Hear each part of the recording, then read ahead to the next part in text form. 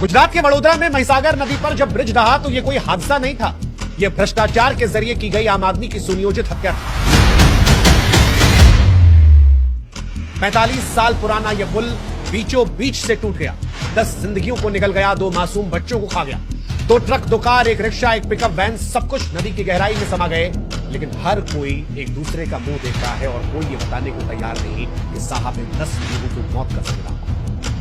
हमने पहले भी कहा था कि इस देश में आम आदमी को मर मर कर बताना पड़ता है कि साहब हम तो मरकर मोक्ष पा लिए, प्लीज बचा लेना नेक्स्ट टाइम किसी और को। लेकिन अगली बार फिर एक घटना होती है और फिर वही सवाल उठता है कि क्या इस देश में आम आदमी की जिंदगी इतनी सस्ती है? अगर सस्ती ना होती तो अप्रैल 2025 में एक गुजराती पत्रकार ने जब दुनिया को यह चीख कर बताया था कि इस ब्रिज में दरार है और यह टूट जाएगा, तो उस वक्त सरकारों ने अपने कान में जो रुई ठूसी थी, जो आंखों पर काली पट्टी बांधी थी, वो शायद हटा दी होती तो आज जनता मौत के रास्ते पर धकेली ना।